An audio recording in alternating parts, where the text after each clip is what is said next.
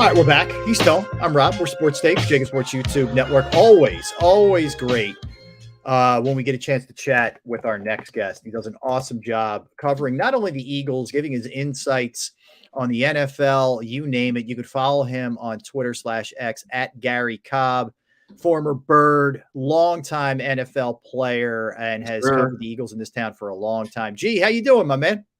I'm doing great. As you can see, I'm ready for the holidays. Festive. You're festive. Kind of ready. I still got a little shopping. I got a couple things still got to run out and get. But I'm all ready for the season, and hopefully everybody's having a great holiday, and I hope everybody's family's safe and everything. And, it's a time when you're really able to spend some time with your family, and hopefully everybody's able to do that. Yeah, and reflect, that's for sure, G. All right, so as a guy who played linebacker, played on that side of the ball, I'm curious how different you think this thing can look with Matt Patricia rather than Sean Desai. It's later in the year, your personnel's not all that different. It looks like you might be getting Avonte Maddox back, which is good. But yeah. How different do you think this thing will look, G, with Patricia taking over? They can make some changes. I can see there'll be subtle changes and things, but really, the fundamentals of the teaching, I thought that was really the problem, is that, nowadays you can't just play pure zone. I would be willing to go up and teach them. You got to play man in the zone, meaning you got to play matchup zone. If a guy's in your area, you got to get on him, or the guy's arms are so strong. You're just going to watch the guy catch the ball. So you can't just be playing pure zone. You got to play matchup zone, where when if two guys are in your area, you got to talk with your teammates like you're playing basketball. Slide, hey, I got him. No, you got him. You got to be talking, and that's what I don't see enough of. Where you got young guys in there, and sometimes they're scared and they're not talking enough, and you don't have the veteran players taking over and going, hey, look. You got him, I got him, and even on situation where I did see some positive things somewhat in that I saw them they went into a bunch formation, and you had a couple of the veteran guys talking. These are guys with 33, what's his name? Byard and What's the slot guy? The guy that plays the Roby, yeah, Bradley Roby. Roby and they were talking, and they were saying, hey, you got him, I got him.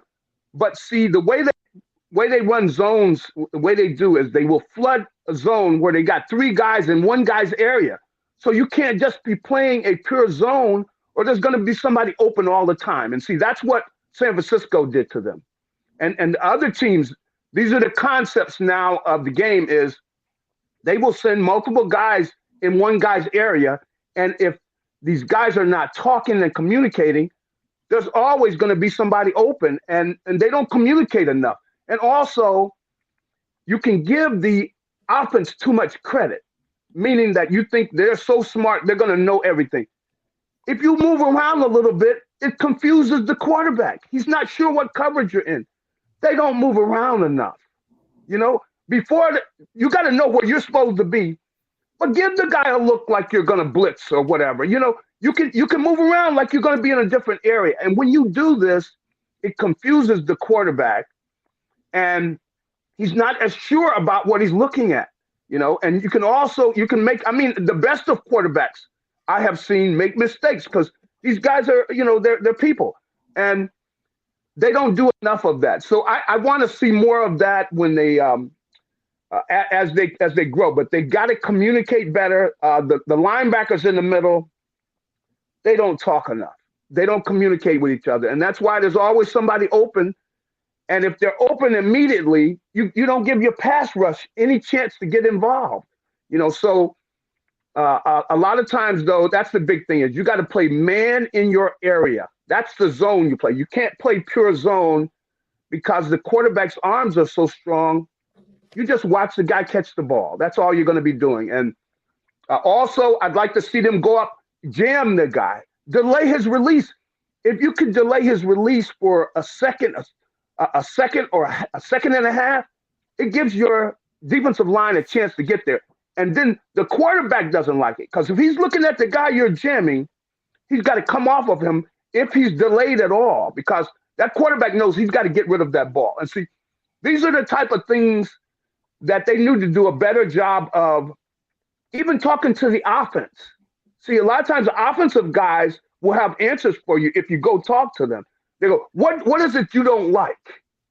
You know? And so I think that they're going to get into some of this. I could see where I wasn't really happy with Patricia from the standpoint that he should know the personnel better. Why do you have Bradbury in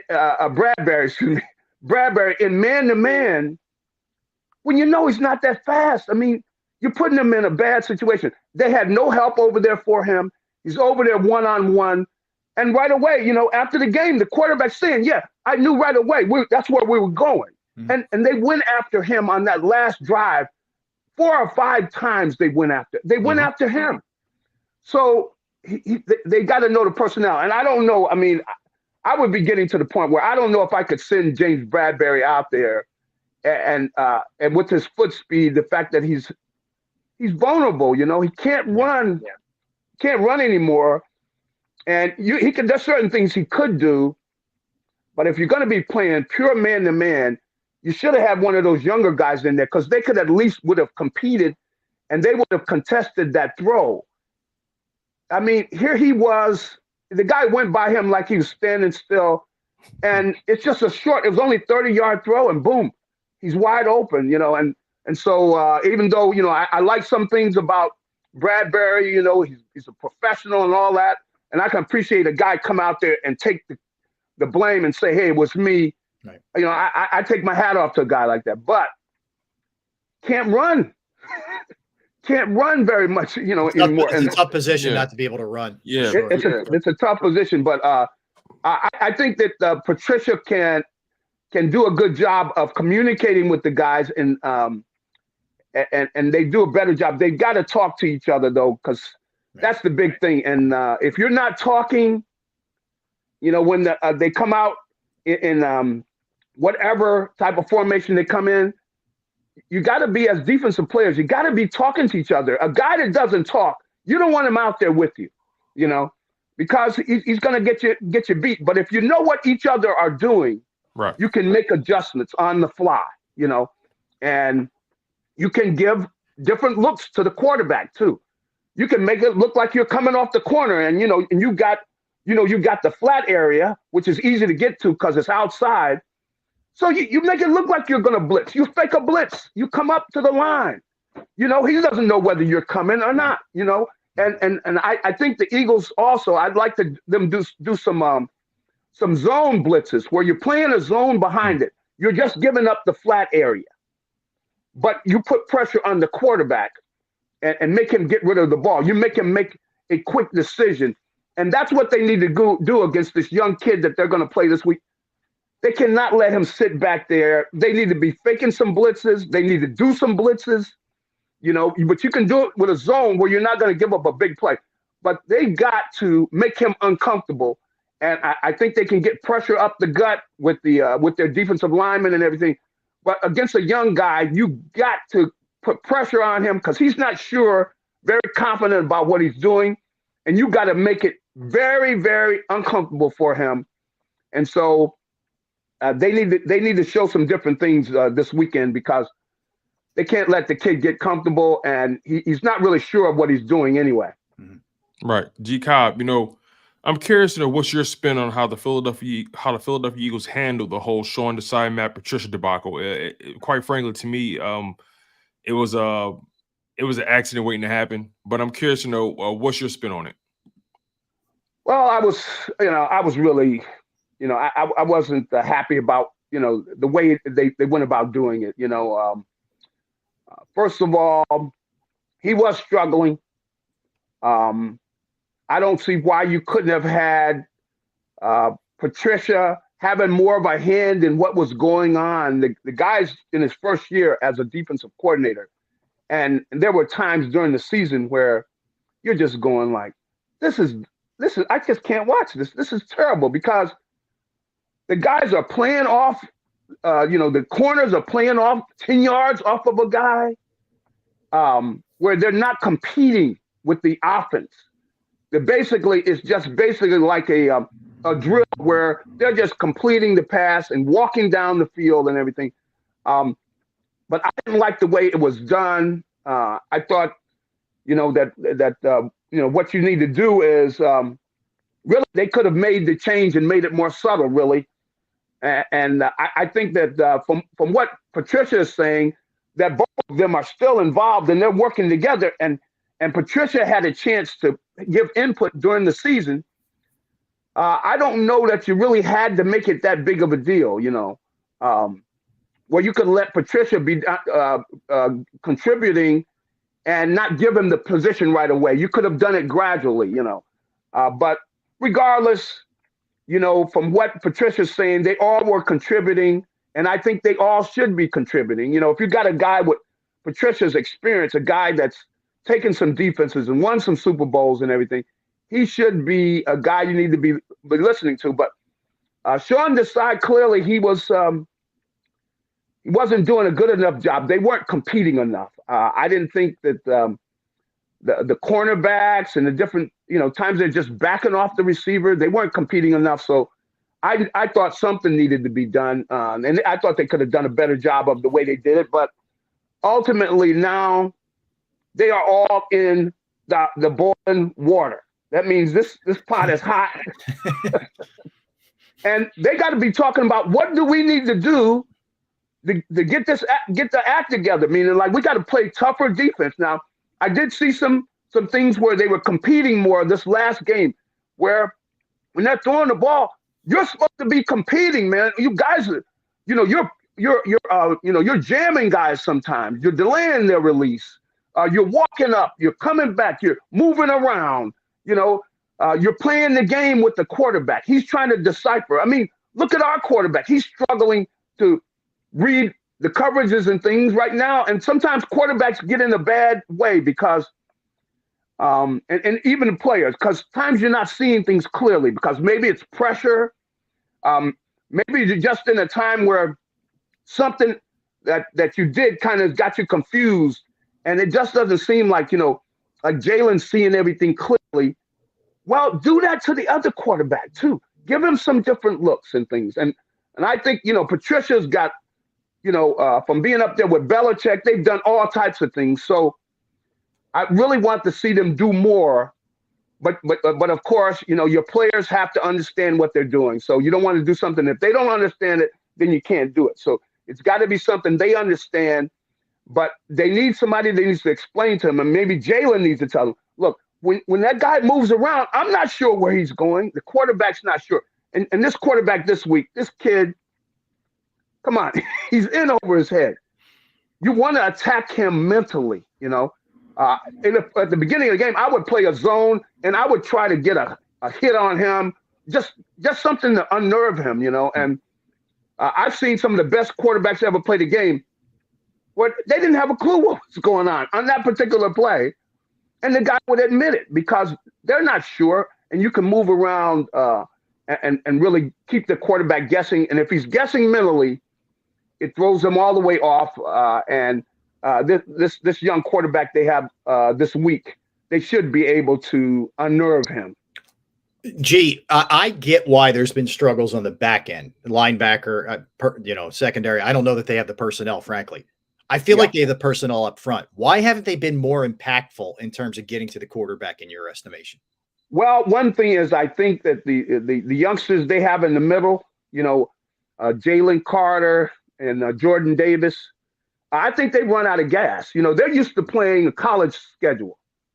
I don't see the explosiveness we saw earlier in the year, especially with Jalen Carter, because he's a special player. Mm-hmm. And he can, if he gets in a one-on-one situation, I like him against most of the offensive guards and centers in the league because he's outstanding. He's a great, got great quickness and strength and all the things you'd like to have in a defensive lineman. But I think he's hit the wall, and I think he'll come back some. But he's not used to playing this long of a season. And I think that is what has hit him. And, those guys outside, though, I see everybody's trying to double on them and things. I just see where they just don't seem like they have the fire. Maybe they've had them out there too many plays. Maybe they need to rotate them a little bit more. But, with Reddick and Sweat and those guys, I'm used to seeing more from them. So, that does say something that maybe they're just getting a little weary. JAKIB, it's week 16, and so far the Philadelphia Eagles, especially in the past 3 games, they missed their opportunity to prove that they're on the same level as a Cowboys team and a 49ers team, especially given the fact that they're going to have to potentially run against them in the playoffs. These next 3 games, Giants, Cardinals, Giants again. How are you gauging this team over the next 3 weeks? Well, I think that they need some confidence, and I tell you, if I were coaching the team right now, I would have the guys. I want to be talking about the positive side, while I'm kicking them in the butt anyway. They need to be pushed, but they also need to be reinforced that, look, we're 10-4. That's no reason to be embarrassed. If we play the way we're capable of, that they can win these 3 games. I wouldn't be telling them that, but you know that. But they got to be positive. You can't start getting down, because I saw in the last game, you got to be expecting to make plays. And I don't see the guys expecting, good things to happen, and when you start getting down and everything, it really affects everything about your game. And football's the game, especially defensively and with the different lines. You got to play aggressively. You're not out there trying to make friends, And so, if you get a chance to punish a guy, you punish him. You pop him, You don't want to be getting penalties and everything, but I just want them to be more positive. It looked like in the last game where they were a little nervous. You can't play like that. You got to be playing aggressively. And the way that they coughed that game up, it just seemed like some of the guys were expecting something bad to happen, where they played a few games where rather than put them away, some of your better players doing things like, what Jason Kelsey did. I'm going like, where did that come from? Right. He's moving the ball. Yeah. It cost him 4 points. Did. He's smarter than that. So I would push the guys. Look, we're going to go out. We're going to jump on the Giants, and we're going to stay on them. The time the whistle blows, we are going after these guys. Now, they got to take care of the football. People got to wrap up the ball. You got to have that point covered when you're carrying the ball. You can't be fumbling. Jalen's got to be taking care of the ball. You can't just be throwing interceptions, throwing the ball up. Come on.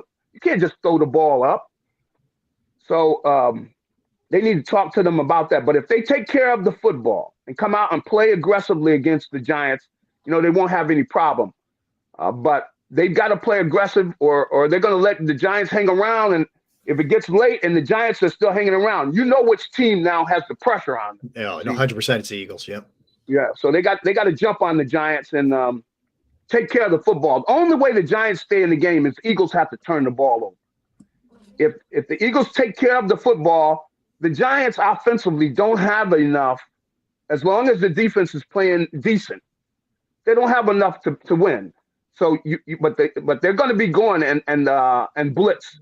So if I were arranging the offensive game plan, I'm going to be putting Jalen in a position where he's always got somewhere to go with the football. He's got to throw the ball to the backs more, where he's got to get rid of it, because they are going to blitz sometimes and catch him where they're going to get some pressure on him, because they blitz almost 60% of the time. The Giants are blitzing. They blitz all the time. So they're looking for a big play. And if he will just take the short throw and not be greedy, take what they give them, then he won't be in a position where he's got the football and in danger of them knocking it loose and everything. But they got to stay away from turnovers.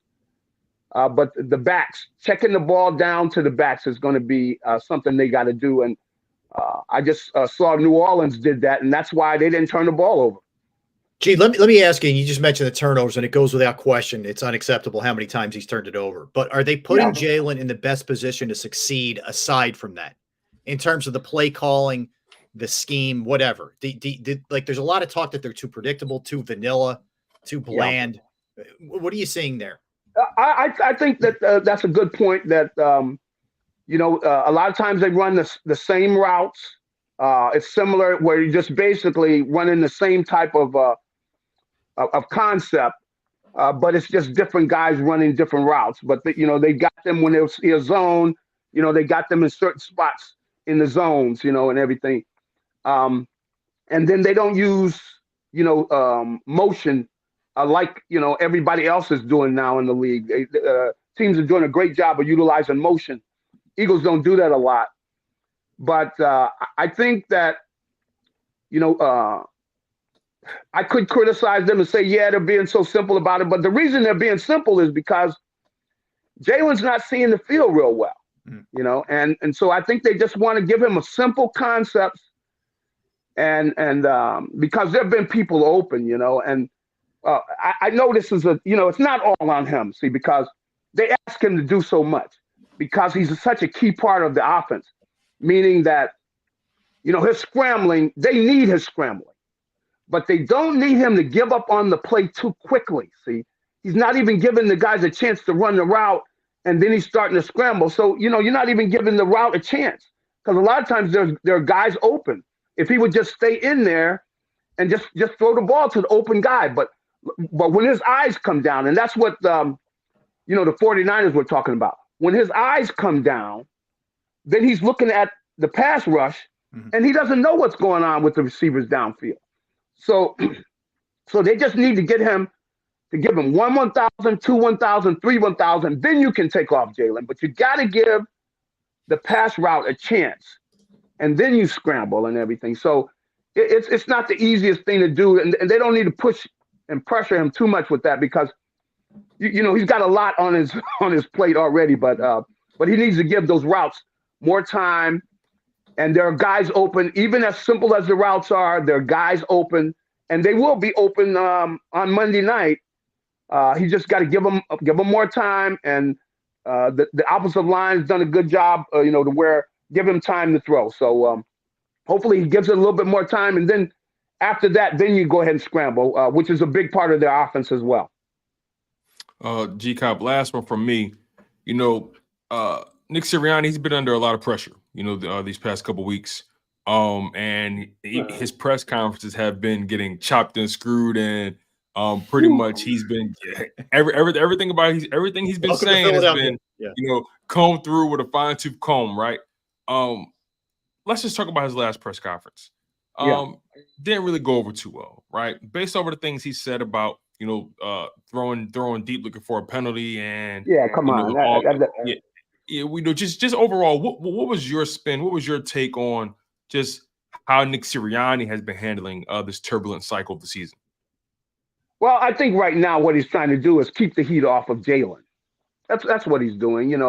He's trying to talk about whatever he talks, but not to turn and put all the pressure on Jalen, because it's easy to do that. And see, I didn't want to do that in talking about the offense. Yes, Jalen is the key. He's a big part of the offense. They ask him to do a lot because he's one of the keys with the running game and the passing game. But he's the key, and if he's playing well, there's a much better team. But I thought that Nick was just doing stuff to just try to we're talking about him. But but Jalen is the key. He knows that the key is Jalen. He's just trying to draw attention away from Jalen, so everybody doesn't gang up and say everything is Jalen's fault, which it's not.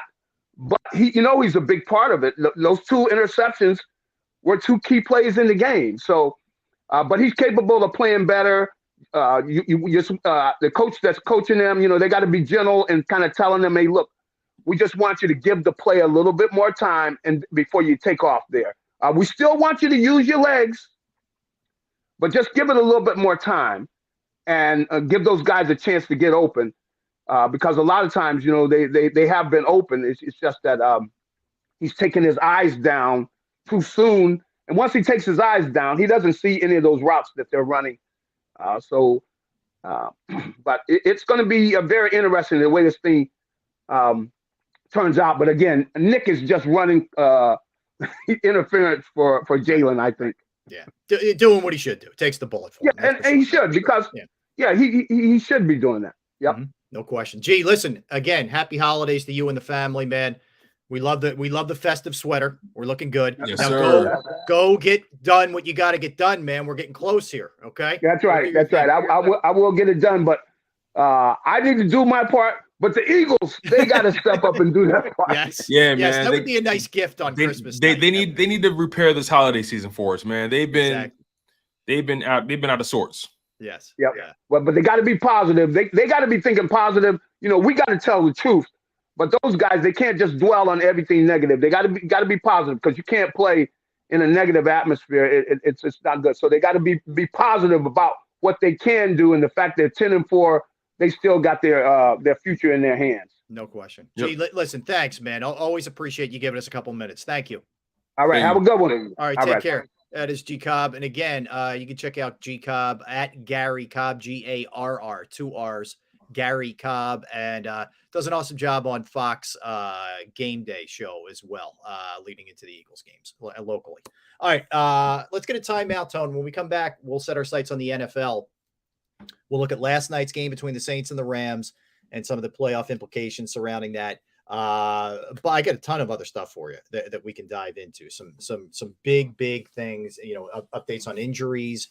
How about a Geno Smith update on last week's game against the Eagles?